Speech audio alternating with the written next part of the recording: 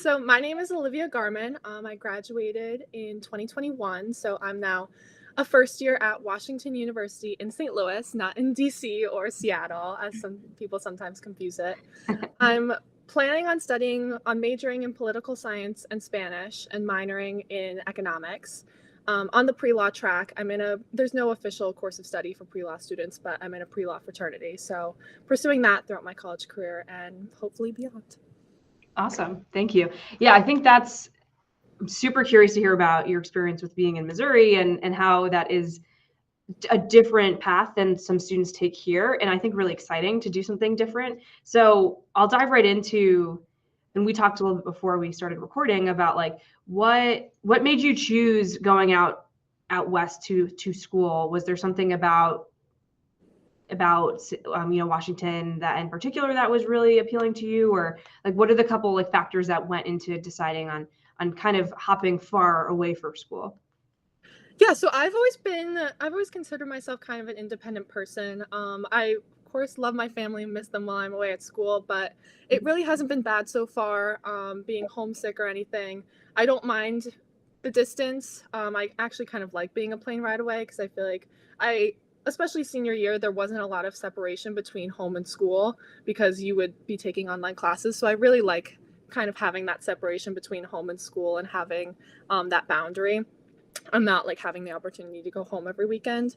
I know that might be some other students' choice, but for me, it's been great so far.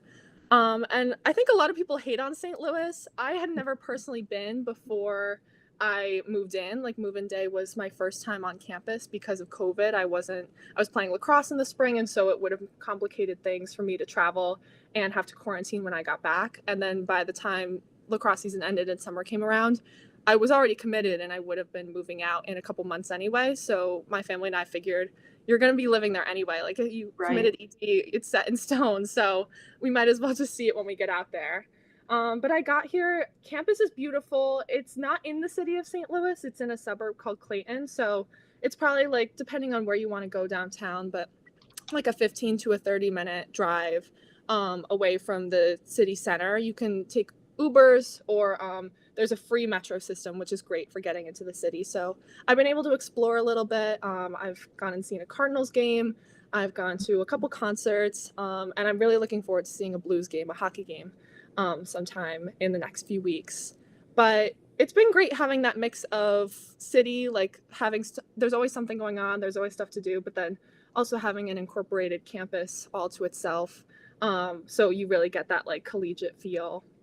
So I think it's been a great blend. And then, yeah, being out west hasn't been bad. It's a 1 hour time difference. So Central Time is always an hour behind Eastern Time. So if you're thinking about coming out somewhere like to Chicago or to St. Louis, then you just need to keep that in mind for like FaceTime calls with family and friends.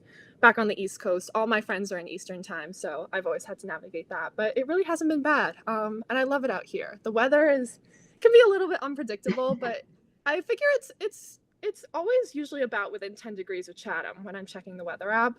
We're supposed to get like 4 to 14 inches of snow in the next couple of days, so a wide range there. But I know Chatham just recently got hit with a lot of snow, so nothing I'm not used to.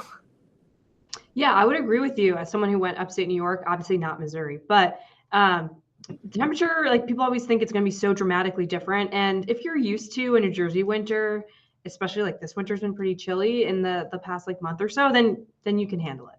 As people up in Maine say, like there's no such thing as like bad weather. It's just being unprepared. So I'm sure you have the right coat and everything. Yeah, I got myself a couple pairs of snow boots, a big coat, and I don't have to shovel any of the snow. So that's all that matters to me.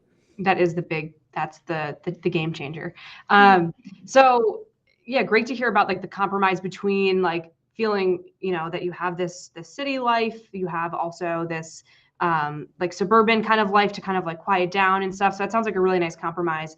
And being obviously missing your family for sure, but like on that topic, was there anything that you noticed with like homesickness or like something that you noticed from that any negatives of being so far away? I mean, you highlighted a lot of positives I think are great, especially knowing you that you are like an independent person. So it makes a lot of sense that this was the right move for you. But anything that you could speak to that people who might be like a little hesitant to say, like, I want to go far away, but I'm like a little bit nervous. Like I never went to camp, or like COVID obviously made us so dependent and used to being surrounded by our family units. Yeah, so you brought up camp. I never went on like any sort of long sleepaway camp. I did lacrosse camps in like middle school and high school, but I was never away from my family for more than like 4 nights. So I never really had that experience of being away from them for a long time. Um I can't really speak to any negatives, but I would offer tips for students who are Okay. considering Yes. going far away, because I have had a great experience, and I want to share everything that I can to help students who might want to go far away have that same experience. One thing is I've been very lucky with a great group of friends. I'm very close with my freshman year roommate. We picked each other. I know not all students have the opportunity to pick one another or pick their roommates, but we found each other through social media and we've had a great experience. You don't have to do that to have a good relationship with your roommate, and you even don't have to have a good relationship with your roommate to have like another group of friends, another circle that you can hang out with.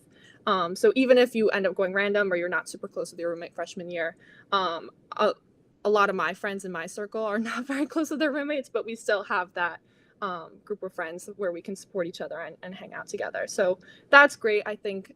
And going off of that, connected to that, I think that you should try and really put yourself out there, get involved in a bunch of activities, because that will open you up to meeting those new people that you have things in common with, and it'll just keep you busy. Like you'll be doing classes and homework, obviously, but it'll keep your mind occupied and give you something to do rather than maybe sitting in your room and feeling homesick. So I tried out for the club soccer team here. I didn't make it, but I tried out for the club lacrosse team and made it. And so that's taken up a lot of my time. I rushed a pre-law fraternity this past fall. I'm planning on rushing a sorority in the spring. I am a lector at my Catholic Student Center here on campus, and I'm in Model UN, which is an activity I did in high school, and I'm really enjoying it. And I think that's everything that I do. But it's kept me really busy, and I've That's a had, lot. yeah, I have a lot of work for my classes, but it's also great to just have that chance to either be athletic and like burn off some steam through lacrosse, or just you can. I mean, we're not in lacrosse season anymore. We had some practices and games throughout the fall, but now I just like going to the gym and working out. We have spin classes here on campus, which are so fun and addicting. So I've been going to a lot of those with my friends, and just have a chance to do something fun with your friends. That's awesome. Yeah, great suggestions. I was one of those people who wasn't super close with my freshman roommate, and I've Mhm. still lived to tell the tale, right? Like, you definitely get people outside of your network, and it's not it doesn't have to be like this perfect love story, right, for your roommate. But it's so great to hear that you were able to connect that way.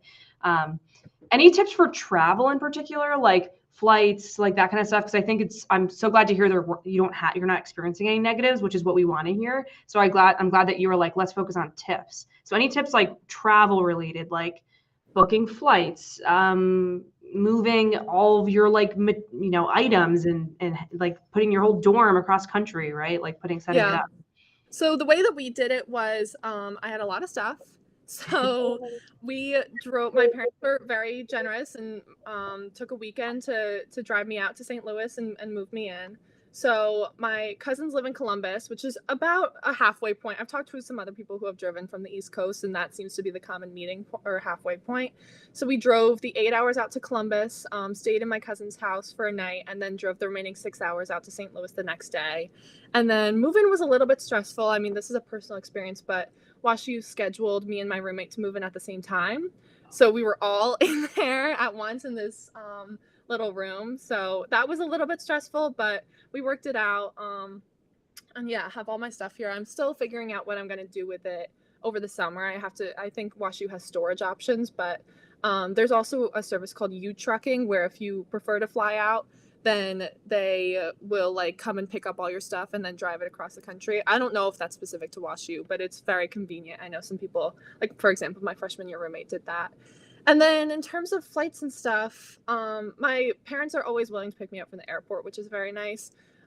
When I get back here, I usually I've actually been lucky to always have someone that I that I find in the airport, like from like we'll meet in Newark Airport and then like be on the same flight. So I'm always lucky to find someone who's willing to give me a ride, or their roommate is picking them up if they're older. So that's been really nice. And then usually when I'm coming to Lambert Airport, which is the airport in St. Louis, there's a metro line that takes you there. So I'll take the metro. Some people Uber too. So I've Ubered once, but I usually take the metro. But it's been pretty convenient. And I don't mind being on airplanes. If you're scared of airplanes, then it might be an issue for you, but I don't mind airplanes. And the only thing is, my parents decided not to come out to Parents Weekend because it was like they were going to be seeing me in a couple weeks at Thanksgiving. Sure. So they didn't feel like it was worth buying the plane tickets for them to Right. come out. Mm-hmm. So that was a little bit disappointing. That's one of the things I guess you have to consider. Also, if you're playing a sport, maybe like they might not be able to come out and see all of your games as if if you were closer to home, then it would be more convenient for them. So it just depends. But I was fine that weekend. I hung out with my friends and their parents. They kind of all adopted me, so that was nice.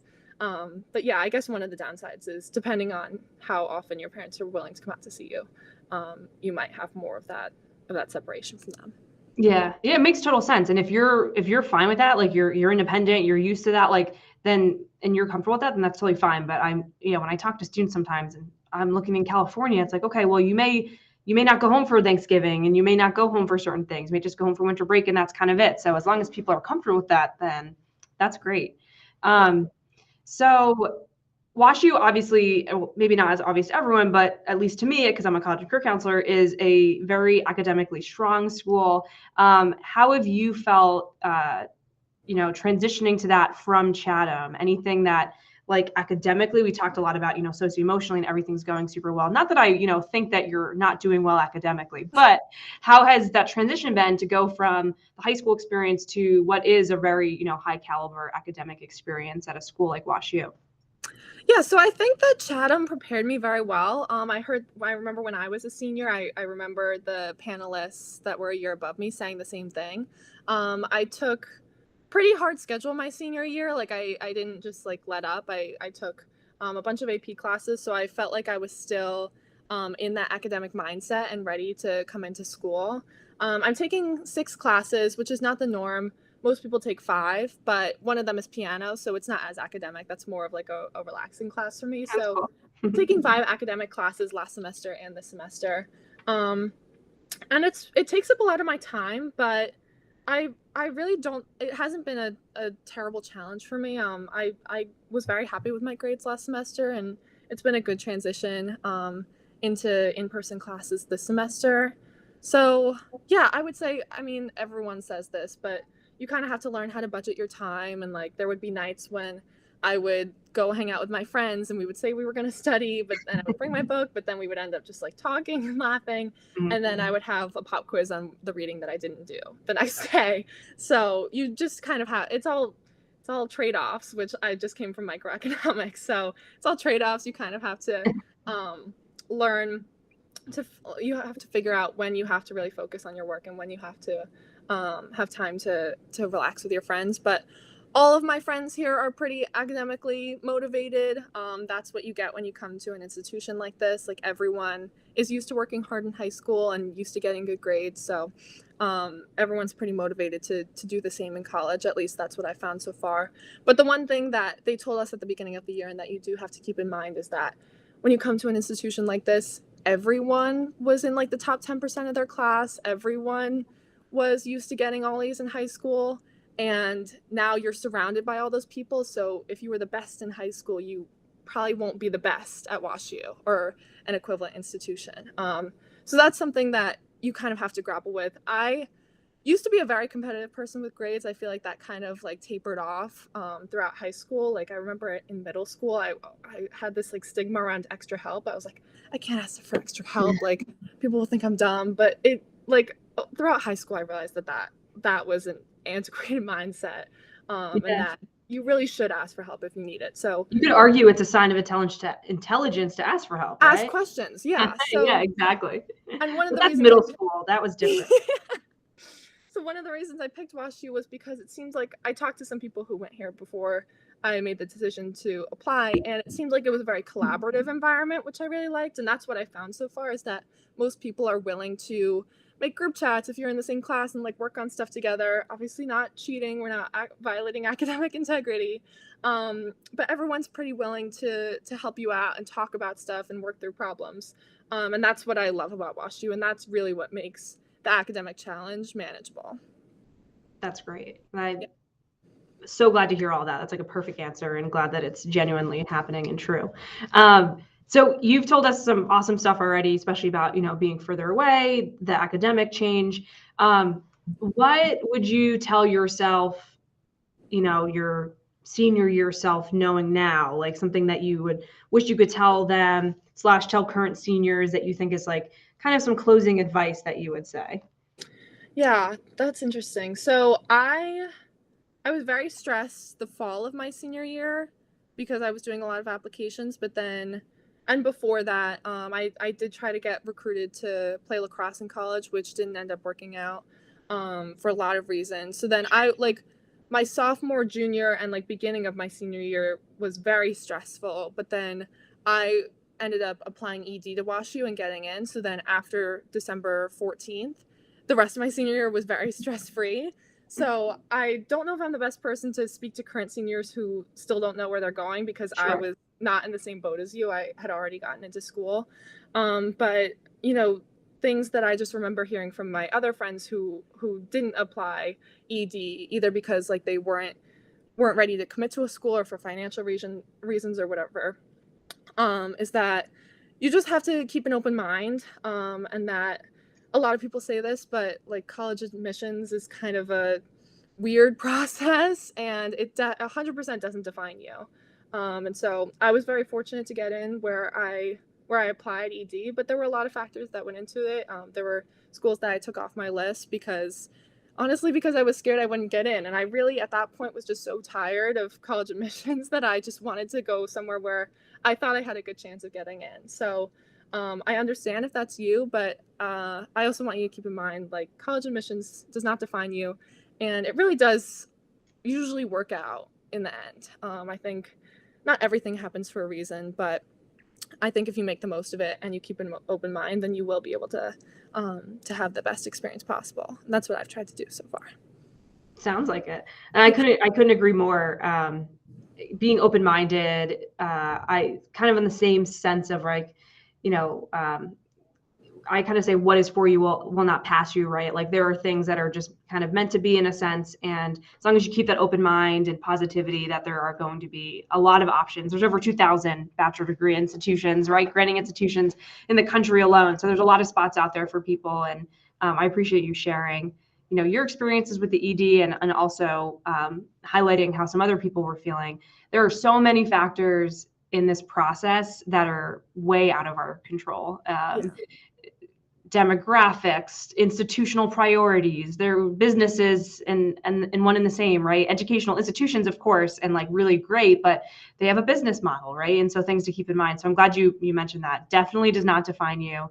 And every year is so different. We're already seeing that this year with deferrals and all that kind of stuff. So Liv, thank you so much for sharing your experiences. And it was great to check in, obviously, too.